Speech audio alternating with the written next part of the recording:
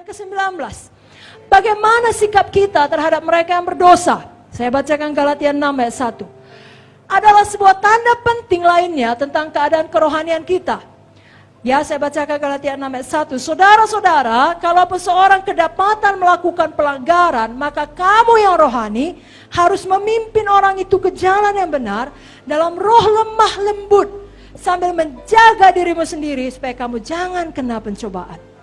Kalau ada saudara seiman, katakanlah sesama hamba Tuhan Sami jatuh dalam dosa, ada beberapa reaksi yang salah. Yang pertama, kita kritik.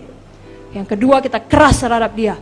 Yang ketiga, kita kasar. Yang keempat, kita bilang, udah kubilang kan. Yang kelima, kita bilang, udah terlalu parah itu. Walaupun diampuni Tuhan, kau enggaknya bisa lagi kau balik melayani. Tidak ada pertolongan Tuhan bagimu. Jangan demikian Bapak Ibu Saudara. Kalau Zoe ada di dalam kita tahu kerinduan hati Tuhan mengampuni, memulihkan. Daud berkata di Mazmur 3 ayat 3, banyak orang yang berkata tentang aku, baginya tidak ada pertolongan dari Allah. Jadi inilah yang dikatakan semua orang percaya tentang Daud pada waktu ia jatuh dalam dosa.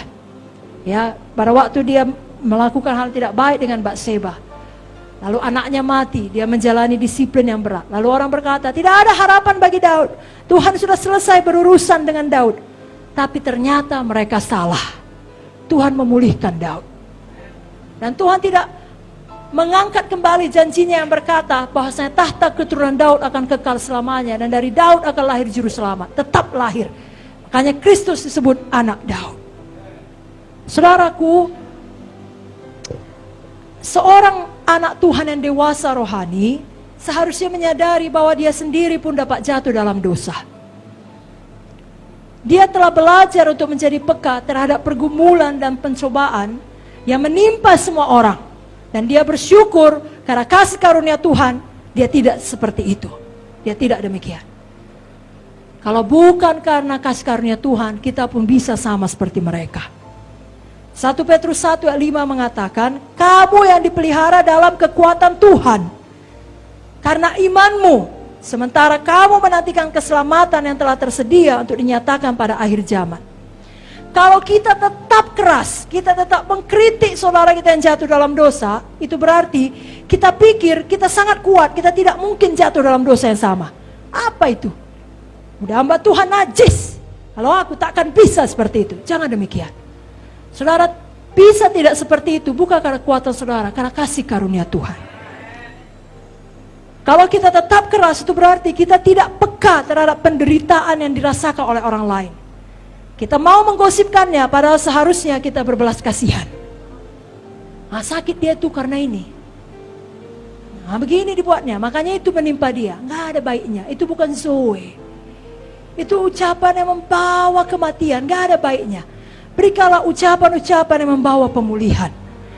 Kalau kita tetap keras, berarti kita nggak punya hal penting untuk dikerjakan. Pak Munte selalu bilang, itu yang sibuk ngurus hal cimik-cimik, tidak punya visi. Saudara harusnya punya visi besar untuk hidup saudara, hidup anak-anak saudara, untuk sidang saudara. Saudara tidak mengurusi orang-orang yang jatuh dalam dosa, lalu menghakimi mereka. Kerinduan Tuhan adalah memulihkan. Bila kita termasuk orang yang cepat sekali menghakimi, kita perlu bertobat sungguh-sungguh. Itu bukan hatinya Tuhan. Hatinya Tuhan lagi-lagi selalu mau memulihkan dan memberi kesempatan kepada orang untuk bertobat. Saudaraku, mari kita jadi orang baik, bukan orang kejam terhadap orang yang jatuh dalam dosa. Orang baik itu bagaimana? Saya bacakan Kisah 4 ayat 36. Kisah Para Rasul 4 ayat 36. Dan Kisah 11 ayat 22 sampai 24. Saya bacakan dulu Kisah 4 ayat 36. Demikian pula dengan Yusuf yang oleh rasul-rasul disebut Barnabas. Artinya anak penghiburan, seorang Lewi dari Siprus. Ayat yang berikutnya Kisah 11 ayat 22 sampai 24. Maka sampailah kabar tentang mereka itu kepada jemaat di Yerusalem. Lalu jemaat itu mengutus Barnabas ke Antioquia. Setelah Barnabas datang dan melihat kasih karunia Allah, bersukacitalah ia. Ia menasihati mereka supaya mereka semua tetap setia kepada Tuhan. Karena Barnabas adalah orang baik, penuh dengan Roh Kudus dan iman. Sejumlah orang dibawa kepada Tuhan. Jadi nama sebenarnya tadi kita baca di dalam kisah 4, Yusuf. Kenapa disebut Barnabas? Dalam bahasa Inggris, anak penghiburan, son of encouragement. Encouragement datang dari kata paraklesis. Asal mulanya parakletos. Itu adalah kata yang dipakai untuk menggambarkan Roh Kudus. Makanya di ayat ini dikatakan orang baik, penuh Roh Kudus, penuh iman. Jadi kalau kita mau jadi orang baik terhadap orang-orang yang berdosa, kita penuh iman, dia bisa berubah. Ya, son of encouragement, penghiburan, selalu menghibur, nama dia Yusufnya. Tapi karena saking baiknya dia, orang-orang yang jatuh dalam dosa, sama seperti Roh Kudus, menolong, menghibur, memimpin, memulihkan, begitu dibuatnya. Lalu rasul-rasul bilang, gak cocok namamu Yusuf lagi, Barnabas lah namamu, anak penghiburan, son of encouragement, seperti yang dilakukan oleh Roh Kudus. Kau penuh iman, kau orang baik. Haleluya. Tapi besar kali dosanya, bagaimana dia dipulihkan? Bisa, Tuhan pun berkata dia mengampuni, kita pun mengampuni, bahkan 7 kali 70 kali. Amin saudara. Saya bacakan satu ayat lagi mengenai 2 Korintus pasal yang kedua. Ini perikopnya ya, mulai dari ayat 5, harus diampuni apa Bapak Ibu Saudara?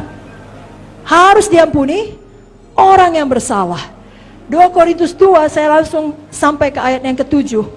Sehingga kamu sebaliknya harus mengampuni dia dan menghibur dia, supaya ia jangan binasa oleh kesedihan terlampau berat. Saya percaya khususnya ini berlaku untuk hamba-hamba Tuhan. Katakanlah seperti kita di summit ini, yang sebenarnya sudah tahu banyak firman. Ya, tapi ada satu ketika di mana kita membuat pilihan yang salah, kita jatuh dalam satu dosa yang sangat fatal. Firman Tuhan mengajarkan kepada kita yang lain, sudah cukup teguran yang keras, ampuni dia, jangan dia binasa oleh kesedihannya. Karena tingkatannya tidak lagi jemaat biasa, dia pun sudah tidak tahan. Sudah mengerti? Justru kita harus ampuni dia dan kita berdoa, dia dipulihkan oleh Tuhan. Sekali lagi, kalau sikap kita selama ini sangat keras, dan bukan maksud kita jahat, kita pikir memang begitulah seharusnya. Tapi malam ini kita terima terang yang baru. Kita terima pewahyuan.